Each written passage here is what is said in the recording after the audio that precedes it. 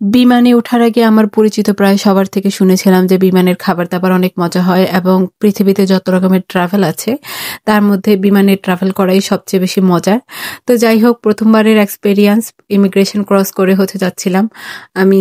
আর এত লম্বা লাইন ছিল। সবচেয়ে বড় কথা, আমি কেন জানি না খুব বেশি ডিহাইড্রেটেড হয়ে যাচ্ছিলাম। হাতে অনেকগুলো ব্যাগ ছিল। আমি ২টা জ্যাকেট আমার হাতে নিয়েছি যেহেতু আমার লাগেজের জায়গা বাঁচাতে হবে। তো এই সবকিছু নিয়ে টানতে এবং ব্লগ করতে আমার খুব প্যারা হয়ে যাচ্ছিল। তবুও আমি ভাবলাম যে আমি করে রাখি। কারণ আমি যখন ট্রাভেল করছিলাম, ট্রাভেল করার আগে আমি কিছু ভিডিও খুঁজেছিলাম যে একেবারে A to Z ইমিগ্রেশন থেকে লাস্ট পর্যন্ত কি হয় সে সম্পর্কিত একটা ভিডিও, কিন্তু আমি আসলে কোথাও পাইনি। তো আমার মনে হলো যে আমার ভিডিওটা দেখে যদি কারো হেল্প হয়। তো আসলে আমি প্রায় দেখতাম যে বাহিরের থেকে সিঁড়ি দিয়ে বিমানে মানুষ উঠে, কিন্তু না, এখন কিন্তু সিস্টেমটা একদম ডিফারেন্ট। এয়ারপোর্ট থেকে একটা লম্বা রাস্তা থাকে বিমানের ডোর পর্যন্ত, সেখান থেকেই সবাই উঠতে পারে। তাই বাহিরে থেকে আসলে কোন বিমানে আপনি উঠছেন সেটা কিন্তু দেখার আর খুব একটা সুযোগ থাকে না। তো যাই হোক, আমিও যাচ্ছিলাম সবার সাথে। এবং আমি যেটা জানতাম না যে এয়ার হোস্টেসদের কোনো ভিডিও করা যায় না। আমার ইচ্ছাও ছিল না আসলে এয়ার হোস্টেসদের কোনো ভিডিও করা। তবু ঢুকার সময় একজন সামনে পড়ে গিয়েছিল এবং তিনি আমাকে ভিডিওটা বন্ধ করতে বলেছিল। তাই আসলে ভেতরে ঢোকার পরে আমি খুব একটা ভিডিও করতে পারিনি। তো এই যে আমরা এয়ারপোর্ট থেকে একটা যে বিশেষ রাস্তা আছে প্লেন পর্যন্ত, সেটা দিয়ে আহ এই যে কাতারের ফ্লাইটে আমি ঢুকে গিয়েছি। আর ঢুকে এই যে আমি যাচ্ছিলাম আমার সিটের দিকে, ঠিক তখনই আসলে উনি আমার বন্ধ করে দেয়। আর সবার জন্য একটা টিপস, আপনাদের যদি ওয়াশরুমে যাওয়ার থাকে তাহলে কিন্তু ফ্লাইটের শুরুতেই উঠে ওয়াশরুমে চলে যাবেন, না হয় কিন্তু আর পরবর্তীতে সেটা ভালো পাবেন না। তো আমাকে এখানে একটা পিলো দেয়া হয়েছে ঘুমানোর জন্য। আমি আসলে গলায় পরার সে পিলোটা আনিনি। আর এখানে একটা হেডফোন দেয়া আছে যে আপনি যে কিছু চাইলে শুনতে পারবেন বা দেখতে পারবেন। একটা ব্ল্যাঙ্কেটও দেয়া আছে। আমার হাতে যদি অনেক জিনিস না থাকতো বা সাথে কেউ একজন থাকতো তাহলে কিন্তু আমি এই ব্ল্যাঙ্কেটটা নিয়ে আসতাম। তো যাই হোক, এখানে স্ক্রিনে অনেক কিছুই ছিল, যে এন্টারটেইনমেন্ট থেকে শুরু করে হলি কুরআন। আমার পাশে একজন আন্টি এবং আঙ্কেল বসা ছিল, ওনারা কিন্তু সব সময় হলি কুরআনই শুনছিল, মানে একেবারে টানা ফ্লাইটে যতক্ষণ বসা ছিল। এবং ওনারা খুব ভালো ছিল। আমি ভয় পাচ্ছিলাম, আমি আন্টির হাত ধরে রেখেছি, আন্টিও আমাকে জড়িয়ে ধরে রেখেছিল।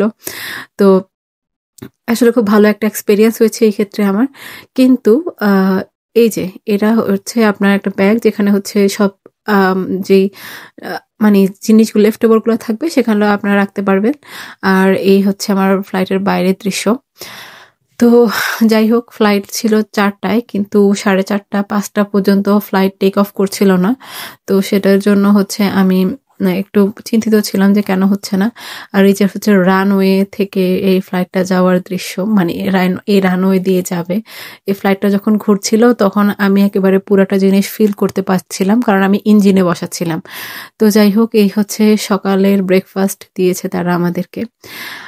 আমাকে ২টা অপশন দিয়েছিল, একটা ইংলিশ ব্রেকফাস্ট টাইপের, একটা বাঙালি বা এশিয়ান। তো আমি পারাঠা উইথ চিকেন কারি টাইপের কিছু একটা নিয়েছি। আর এই কাটলারিস, খুব সুন্দর করে এটা দিয়েছে, মানে প্রেজেন্টেশনটা দেখতে অনেক ভালো লেগেছিল। কিন্তু আমার যেহেতু পেট খারাপ ছিল তাই আসলে আমার খাবার দাবার নিয়ে খুব একটা রুচি ছিল না।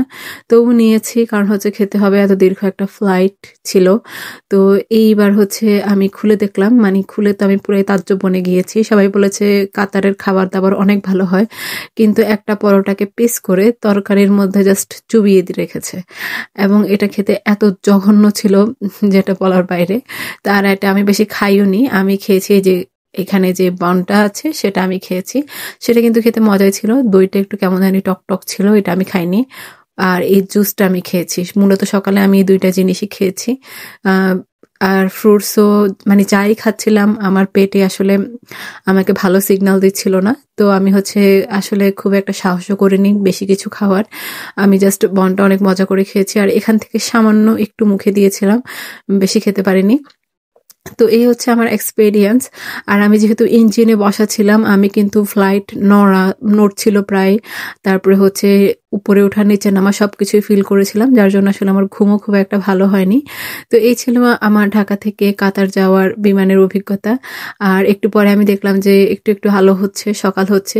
মূলত আমার ফ্লাইটটা যেহেতু ৪টা ছিল, পুরোটা রাতে ছিল, তাই প্রথমে কিছু দেখতে পারিনি। আর এই যে বাহিরের থেকে অল্প একটু কাতার দেখা যাচ্ছিল, একেবারে মরুভূমি। আস্তে আস্তে প্লেনটা নিচে নামছিল।